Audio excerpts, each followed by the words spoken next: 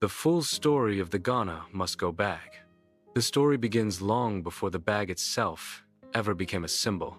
It begins in the 1970 seconds, when West Africa was moving like a restless tide currents of hope, migration, survival, and politics sweeping through its people. Nigeria, blessed with oil wealth, was booming. Construction sites rose like young trees, factories hummed, and markets spread endlessly under the sun. Every day buses arrived from neighboring countries, carrying workers searching for opportunity. Among them were thousands of Ghanaians. Ghana at that time was struggling. A series of coups, economic hardship, and political instability pushed many to seek a better life outside their borders. Nigeria felt like a promised land. Its cities, Lagos, Kano, Port Harcourt, Ibadan, became melting pots of accents, livelihoods, and dreams. Ghanaians became teachers, masons, traders, tailors, shoemakers, mechanics, and laborers.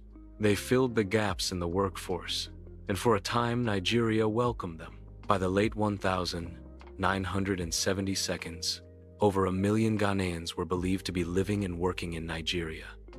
Some had children there. Some had never known any other home.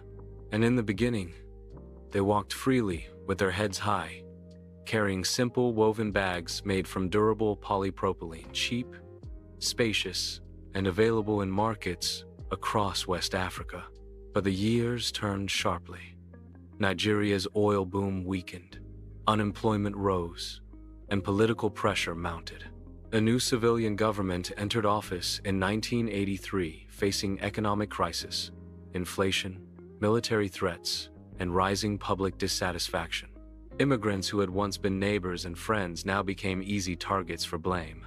In January 1983, the Nigerian government issued an order demanding that all illegal aliens leave the country within just a few weeks.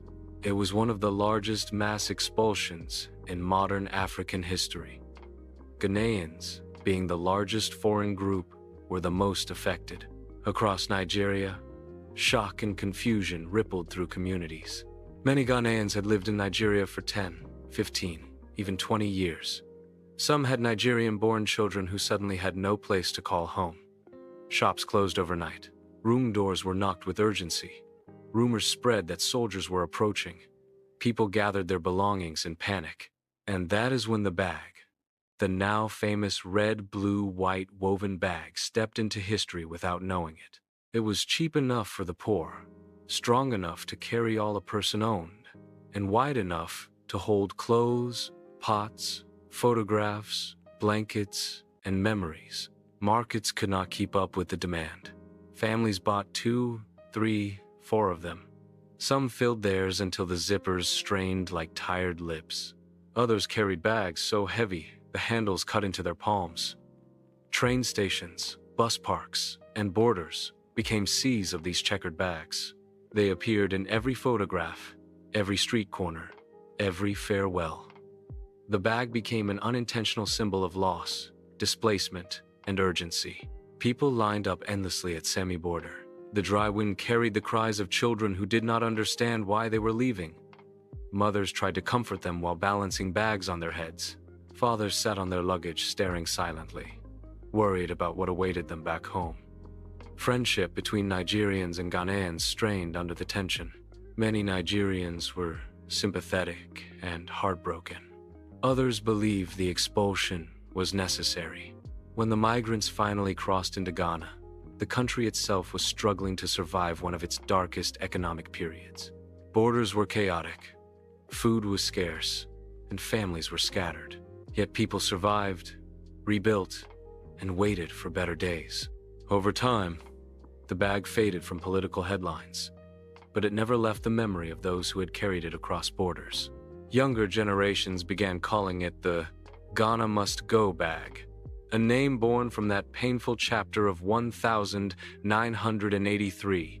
What had once been an ordinary travel bag grew into a cultural symbol of migration, resilience, hardship, and identity. Today, the bag continues to travel across Africa and the world. It appears in airports, bus stations, and markets. Designers have turned it into fashion pieces. Artists use it to tell stories of displacement and belonging.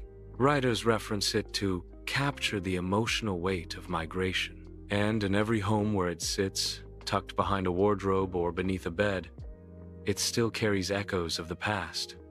The bag represents more than the expulsion. It represents how Africans carried their dreams even when the world pushed them away. It represents families who left with almost nothing but hope. It represents survival, movement, and the quiet dignity of people who refuse to break. And so, the Ghana Must Go bag, woven from simple plastic threads, has become woven into history, an unlikely witness to sorrow, courage, and the enduring spirit of an entire generation.